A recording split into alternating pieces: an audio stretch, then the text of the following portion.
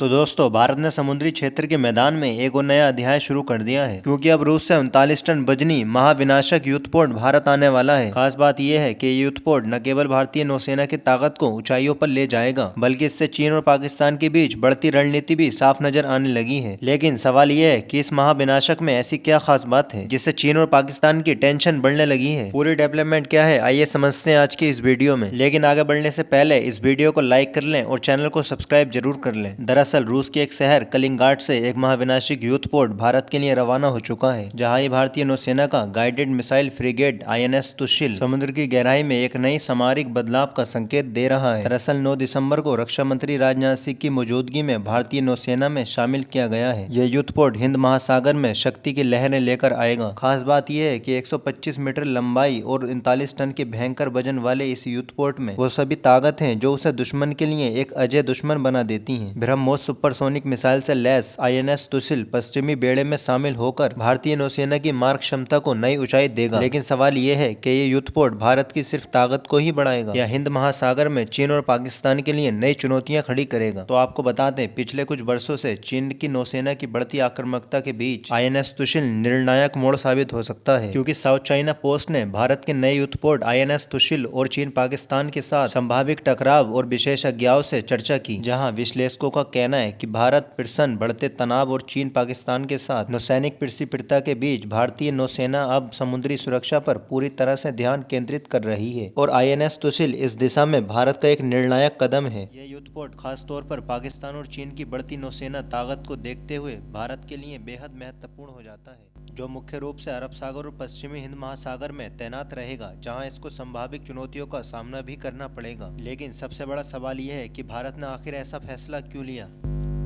तो बताते चलें, ऑस्ट्रेलियन नेशनल यूनिवर्सिटी के strategic and defence study centre के रिसर्च स्कॉलर के साथ भारत की कई परमाणु सबमरीन चीन से होने वाले खतरे के लिए डिजाइन की गई हैं, जहां INS तुशिल एक गाइडेड मिसाइल पोत है जिसकी भूमिका सबमरीन से अलग है। ऐसे में अरब सागर और पश्चिमी हिंद महासागर में एक स्वतंत्र व्यवस्था बनाए रखने में मदद करेगा, जबकि पाकिस्तान और चीन के बीच अच्छे संबंध और ग्वादर बंदरगाह की इस्तेमाल में चीन की रुचि देखते हुए INS तुशिल हिंद महासागर में भारत के नियंत्रण मजबूत करेगा। और देखा जाए तो भारत के पूर्व नौसेना प्रमुख एडमिरल प्रकाश भी मानते हैं कि नौसेना की योजनाएं लंबी अवधि को ध्यान में रखकर बनाई जाती हैं, जहां नौसेना हमेशा 10 से 15 साल आगे की सोचती है और अपनी योजनाओं को बनाती है। इसलिए भारतीय नौसेना ने प्लान में चीन की दक्षिण चीन सागर और हिंद महासागर और दोनों गतिविधियों को जरूर शामिल किया होगा और इसी सोच के तहत INS तुशिल को बेड़े में शामिल किया गया है। कि पूर्व नौसेना अधिकारी और वर्तमान सोसाइटी ऑफ पॉलिसी स्टडी के विशेषज्ञ उदय भास्कर के मुताबिक INS तुशिल जैसे अत्याधुनिक युद्धपोत भारतीय नौसेना की क्षमता में जबरदस्त इजाफा करेंगे और देखा जाए तो भारतीय नौसेना अब समुद्र में एक नई ताकत बनकर उभर रही है और यह पोत इस दिशा में एक महत्वपूर्ण कदम है। यहाँ पर भारतीय नौसेना अपनी क्षमताओं को बढ़ाने के लिए खुद की रणनीतिक योजनाओं पर काम कर रही है। इसके अलावा गार्ड जैसे अंतर्राष्ट्रीय सैन्य गठबंधन ने भी भारतीय नौसेना के सहयोग को एक नई दिशा दी है, जो सामुदायिक क्षेत्र में भारत की रणनीतिक स्थिति को मजबूत करेगा। लेकिन गौर करने वाली बात यह है कि चीन की बढ़ती समुद्र में आक्रामकता पर भी भारत का ध्यान केंद्रित है।